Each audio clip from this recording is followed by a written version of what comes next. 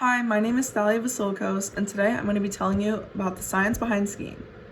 Imagine fighting the booming wind in your hair while managing a precise balance on the slope of an icy mountain. Although this may sound scary, it is actually a challenging activity that people take on for fun, called skiing.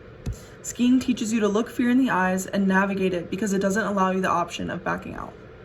In this speech, I will take you through the science behind skiing, including its mechanics, benefits, and history. First, I will describe my experience with the hobby, followed by a look of how it came to be. Then I will explore its inner workings, and finally, the benefits you can obtain from doing it. I began skiing when I was 11 years old in Park City, Utah. I went with a group of friends and family. My first slope was a blue or an intermediate, and I went with one of my friends and her father. I basically tumbled my whole way down the mountain, but he was there to pick me up whenever I fell, which made it a lot of fun. And then after that, I actually got a lesson to learn the techniques of skiing, and that made it less scary for me. To date, I've skied mainly on the East Coast with icier conditions in the states of Vermont and Pennsylvania. And Pennsylvania is like the closest access to skiing I have in Delaware. And I've also once returned to ski in Utah in more recent years, which has proved to be much more challenging because they have much larger mountains out there out west compared to what I'm used to on the East Coast. The first signs of skiing can be found within Central Asian cave art, dating back to the last ice age.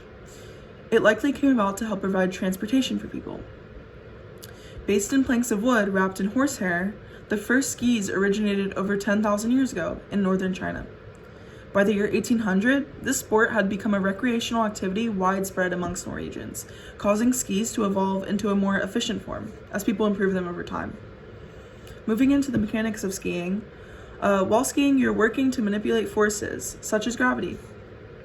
This force pulls us down the mountain, requiring us to put in effort in order to resist it, causing friction and reducing our speed. In order to turn, you must shift your weight onto one leg. This process interacts with the centripetal force, causing us to turn the opposite direction of the ski that we dig into the snow. The center of mass is the three-dimensional balance point of an object, somewhere around the core for humans. This point changes depending on what position we're in. And I have some strategies for improvement. Number 1, commit. Build confidence in your skills on easier slopes that you're confident in. And that can help you to rely on those skills that you've got down once you're in more challenging slopes. When you have hills, more ice, more steepness, you've built those skills where you're comfortable and you can rely on yourself, which gives you more confidence in turn. And then also know your learning style. Some people like to just get out and do it, like I did my first time. I just got out there on the mountain, fell down, and learned how to not fall. And then eventually I got a lesson. People can also watch other skiers through videos or just on the mountain, just watch skiers and learn from them. Learn their techniques, what's working for them, what's keeping them staying up. And you can also just learn from theory, reading books or articles about how skiing works and the mechanics behind it, like I'm telling you today.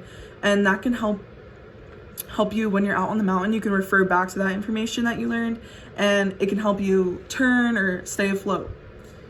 And finally, understand your ski equipment. So understand how turns work, like I just described, and how your boots and your skis are one. You are one with them. So you don't want extra room laying around in your boots, or else when you turn and your boots are rattling around your foot because maybe your ski boots are too big, that's going to be unstable and unsafe.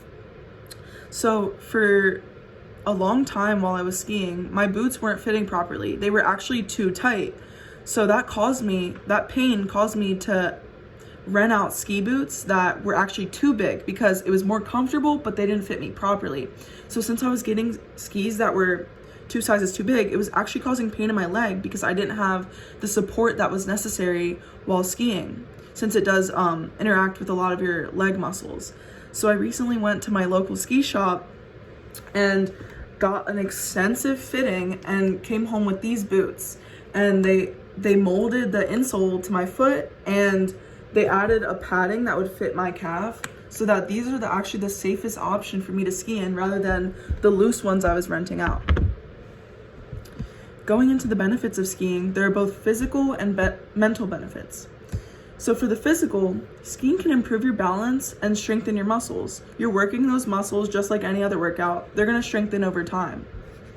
In addition, it can burn a lot of calories due to the intensity of the movement, and also you're in colder weather, which just naturally burns more calories over time. And if you're participating in skiing often enough, this can potentially result in weight loss. For the mental benefits, skiing can improve your mental health by decreasing anxiety and also potentially leading to a better quality of sleep. It tires you out all day, so once you lay your head on your pillow at night, you're just going to fall right asleep.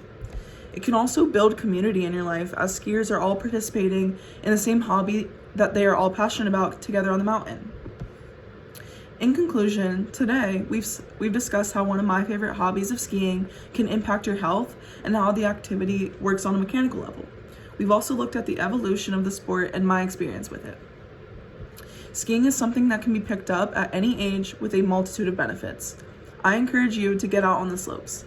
Thank you, Professor Carroll, for listening.